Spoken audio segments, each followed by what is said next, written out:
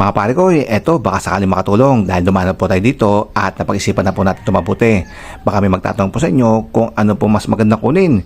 Ito po bang Smart Edition o itong Standard Edition ng Honda Click 125. Mga lito nito at di malaman kung alin sa dalawang pipiliin ay panoorin mo tong ating video at sigurado po ako na pagkatapos nyo panoorin ay makakapili na po kayo sa dalawa. Mabilis lang po to dahil tatlong kategorya lang po ang ating pagbabasihan at kung makikita nyo naman po yung ating motor halos na pares lang po pati po yung kanilang specs pero nagkakatalo po sila sa tatlo na to. Una po diyang kategorya natin is yung kanyang itsura, so alin po sa dalawa yung napupugian po kayo. Iba-iba po tayo ng type pero kung po tatanungin ay napupugian po ko sa Standard Edition na maraming kulay at marami ding sticker. Ngunit napupugian din po ko sa Smart Edition na kukunti lang po yung kulay at kukunti lang din po yung kanyang sticker. Kaya technically para sa atin it's a tie. So 1-1 na po yung score kaya proceed na po tayo sa category number 2 at yan po yung price. Kaya dito sigurado ay may mas lalamang na dahil yung presyo po ng Honda Click 125 na standard ay nasa 82,400. Samantalang ang Smart Edition ay nasa 86,900 at yung diferensya po ng presyo nila ay nasa 4,500 po na higit po na mas lamang itong si Smart Edition. Kaya sa makatuwid, kung kulang po ang budget at namamahalan po kayo sa Smart Edition, lalo na po kung nanghihinayang po kayo sa 4,500, ay ito na lang pong Standard Edition ang inyong kunin. Ngunit kung meron naman po kayong extra budget, ay ang mas maganda pong piliin ay itong Smart Edition dahil po sa category number 3 at yan po yung kanyang special features for safety. Dahil itong Smart Edition ay nakakilis na po, kukumpara po natin sa standard na disusi pa rin. Ito po ignition key natin standard version at meron po siyang physical key. At sa safety naman po, upang hindi manakaw itong ating motor, ay hindi po tayo pwedeng umasa sa shutter key lamang.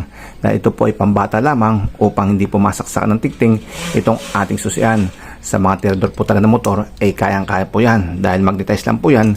At sigurado, pag nagdala po sila ng marami nito, ay isa po doon ay mabubuksan na po itong ating shutter key. At dito naman sa ating susian ay pwede po silang gumamit dito ng mga master key. O kaya naman po ay yung mga screwdriver na matitigas at porsahan po nila na sususiin itong ating ignition key. So matatangay na po itong ating motor. Ito po ating kilis at wala po siyang susian upang ma-access po yung ignition nitong ating motor. At kahit napihitin po itong ating knob ay hindi po ito iikot. At yung kailangan po natin dito ay yung kanyang pub o yung kanyang remote. Ayun, isang pindot lang mga pare ko ay ayun, mapapandar na po natin tong ating motor dahil po dito sa ating pub o remote. Pag inago naman sa inyo itong inyong motor ay ibigay nyo na at huwag na po kayong lumaban. So tumakbo na po kayong palayo dahil pag umabot po ng mga 2 to 3 meters po ang layo ng motor at itong inyong remote ay kusa na po mamamatay itong inyong motor at hindi na po nila yan mapapandar. So hindi na po mananakaw itong inyong motor at kusa na po nila yan iiwan. Isa pa po maganda sa kilis ay meron po siyang alarm pag ginalaw po ito yung motor. At wag po kayo magalala dahil kusa naman po siya mamatay kahit hindi niyo po siya patayin sa kanyang pub o remote. Kaya mga pare ko, hindi niyo na po siya poproblemahin pang labasin ng inyong bahay o sa establishment. Take note po, itong pub o remote ay hindi po ito connect sa knob o sa ignition switch ng ating motor. Nakakonect po ito sa ating ECU at kahit po naka-on tong ating motor, ayan yung kanyang knob, makita nyo meron po tayong dashboard.